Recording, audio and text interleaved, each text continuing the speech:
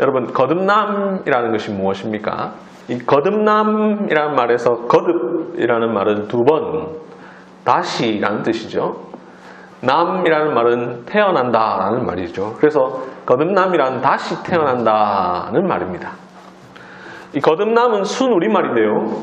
영어로는 born again이라고 합니다. 다시 태어난다 했으니 again, 다시, born, 태어남, born again, 다시 태어난다라는 말이죠. 또 다른 말로 new birth라고도 하는데 새롭게 태어난다라는 말입니다.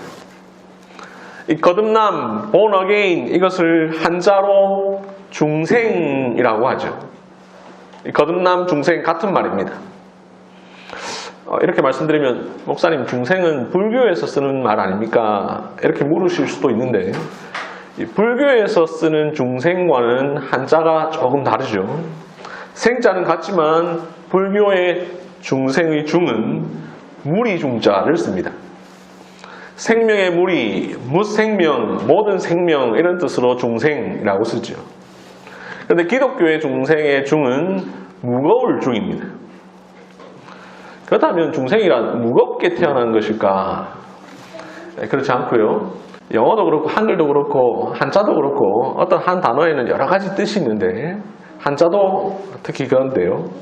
이 한자의 옥편을 찾아보면 중이라는 단어 역시 여러 가지 뜻이 있는데 우리가 기본적으로 알고 있는 이 무겁다라는 뜻만 아니라 두 번, 다시, 거듭 이런 뜻이 있습니다.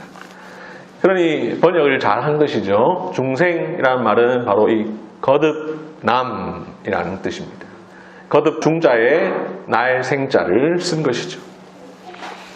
요즘은 잘 쓰지 않습니다만 신생이라고도 합니다. new birth를 한자로 바꾼 것이죠.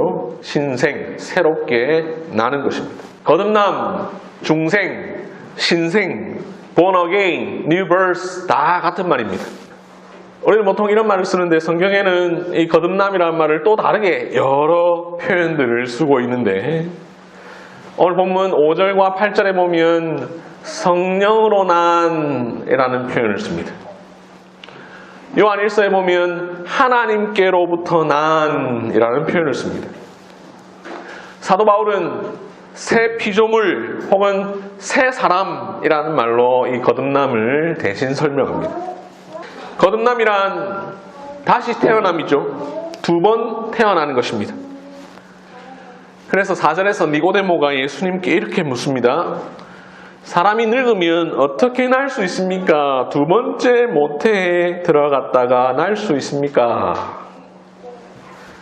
하지만 니고데모의 생각은 잘못이죠. 니고데모는 이 거듭남을 사람의 육체가 두 번 태어나는 것으로 오해를 했습니다. 하지만 거듭남이란 두 번 태어남이지만 육체가 다시 태어나는 것이 아니죠. 그렇다면 무엇입니까? 5절에서 예수님께서 대답해 주십니다. 사람이 물과 성령으로 나지 아니하면 하나님 나라에 들어갈 수 없느니라. 여러분 3절과 5절을 잘 비교해 보시기를 바랍니다. 예수님은 의도적으로 표현을 조금씩 다르게 하십니다. 3절에서는 하나님 나라를 볼 수 없느니라 라고 하셨는데 5절에서는 하나님 나라에 들어갈 수 없느니라 라고 하십니다. 이런 표현을 통해서 말로 설명하지 않으시고 대신 이 대조적인 표현을 통해서 하나님 나라를 보는 것과 하나님 나라에 들어가는 것이 같다는 것을 드러내십니다.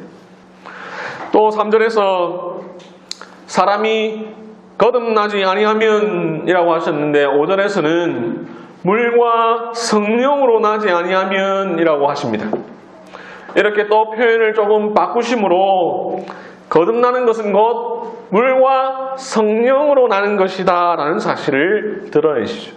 8절에서도 그래서 5절처럼 말씀하십니다. 성령으로 난 사람도 그러하니라. 3절과 5절의 비교를 통해서 우리는 거듭남이 무엇인지 알 수 있습니다.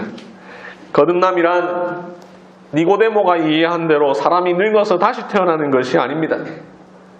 흔히 말하는 환생이 아닙니다. 육체적으로 다시 태어나는 것이 아닙니다.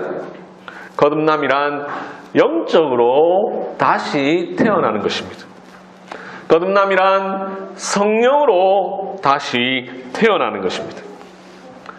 육체적으로 한번 태어난 사람이 그 육체는 그대로 있고 성령으로 다시 태어나는 것, 그것이 바로 거듭남입니다.